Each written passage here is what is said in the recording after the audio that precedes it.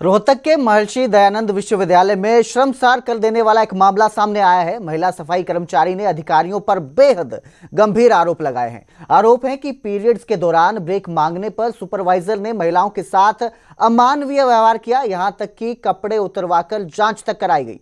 मामला सामने आते ही यूनिवर्सिटी में हंगामा मच गया और छात्र संगठन भी समर्थन में उतर आए।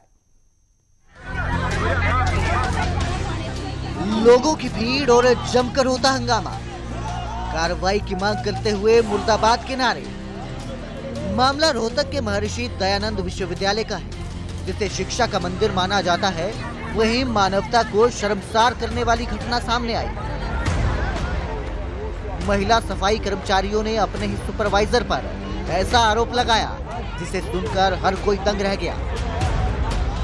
आरोप है कि महामारी के चलते अस्वस्थ महसूस कर रही महिलाओं ने कुछ देर का ब्रेक मांगा, लेकिन सुपरवाइजर ने न सिर्फ उनकी बात अनसुनी की, बल्कि महिला सुरक्षा कर्मी के जरिए कपड़े उतरवाकर जांच करवाने की कोशिश की।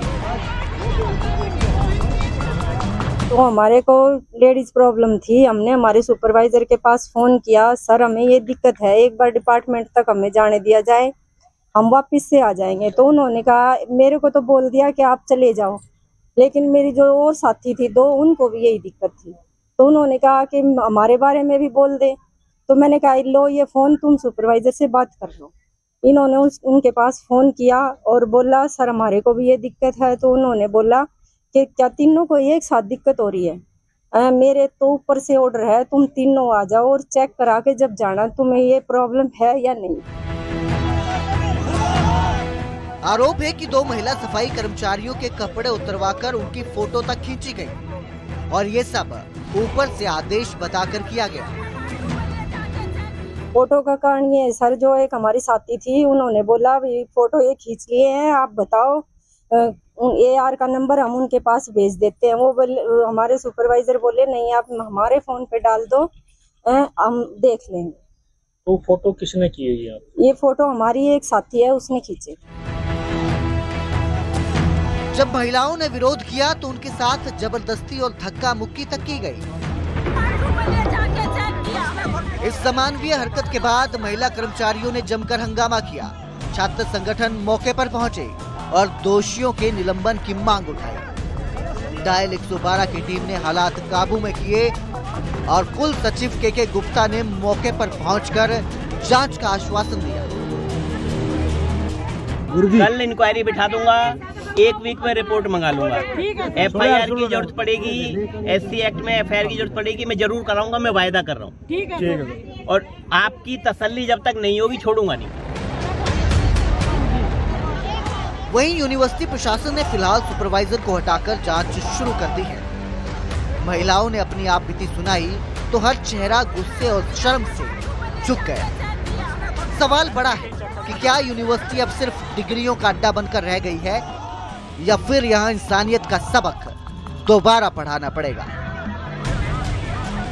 Bureau report, news 18 Punjab Haryana.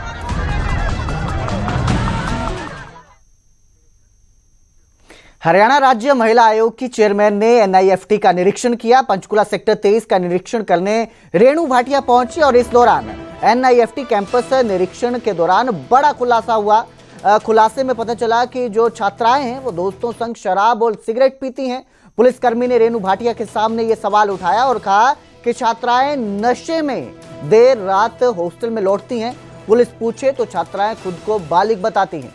आयोग अध्यक्ष ने इस मामले को लेकर छात्राओं से खुद सवाल जवाब किया और इस दौरान कुछ छात्राएं ये कहती भी नजर आई कि अगर वो शराब सिगरेट पीती हैं तो इसमें क्या बुराई है, क्या बड़ी बात हो गई। आपको बता दें, कुछ दिन पहले NIFT में एक लड़की के साथ छेड़छाड़ का मामला सामने आया था, जिसके बाद महिला आयोग की चेयरमैन द्वारा निफ्ट में पहुंचकर सुरक्षा प्रबंधों की समीक्षा की गई।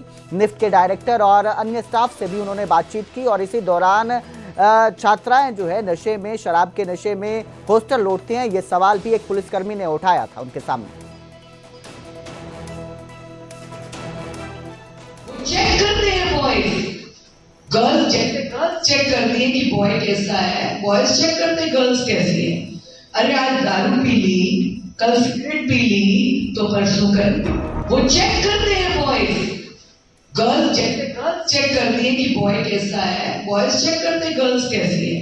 अरे आज दारू पी ली, कल सिगरेट पी ली, तो परसों कर वो चेक करते हैं।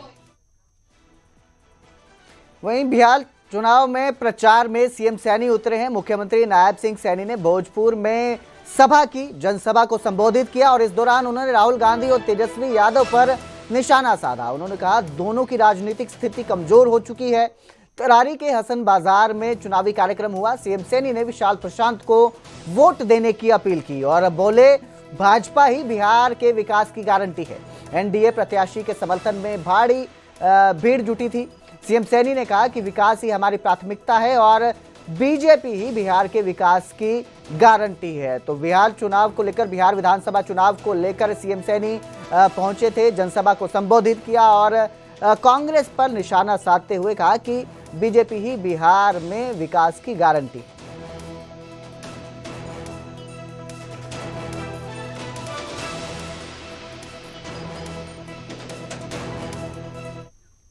तो वहीं हरियाणा में पेपरलेस प्रॉपर्टी की रजिस्ट्रेशन शुरू हो जाएगी। 1 नवंबर से प्रॉपर्टी रजिस्ट्रेशन के नियम बदलेंगे। हरियाणा देश का पहला पेपरलेस रजिस्ट्रेशन वाला राज्य बनेगा।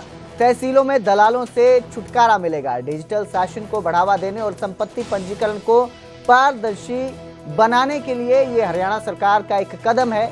नई प्रॉपर्टी रजिस्ट्री के तेजी से पंजीकरण होगा। पारंपरिक जटिल प्रक्रिया की जगह तेज और समयबद्ध कार्यवाही होगी। पारदर्शिता होगी, भ्रष्टाचार पर अंकुश और मानवीय भूल की संभावना कम रहेगी। इसके साथ ही जो सुविधा होगी वो सुविधा इस तरह से रहेगी कि अब आप घर बैठे ऑनलाइन आवेदन कर सकेंगे। आवेदन देने की स्थिति में जांचने की सुविधा होगी। रियल एस्टेट को बढ़ावा मिलेगा। प्रक्रिया आसान एवं तेज होगी। व्यवस्था से निवेश में वृद्धि होगी। ऑनलाइन दस्तावेज सत्यापन से धोखाधड़ी की संभावना भी कम होगी।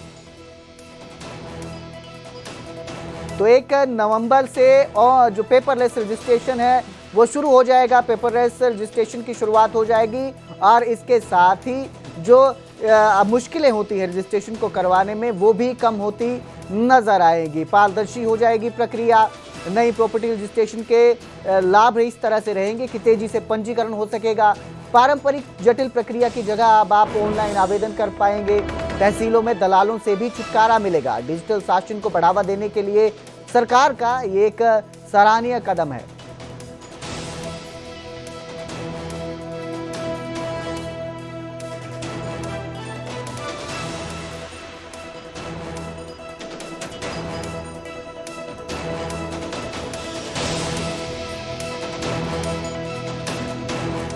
बहुत बड़ा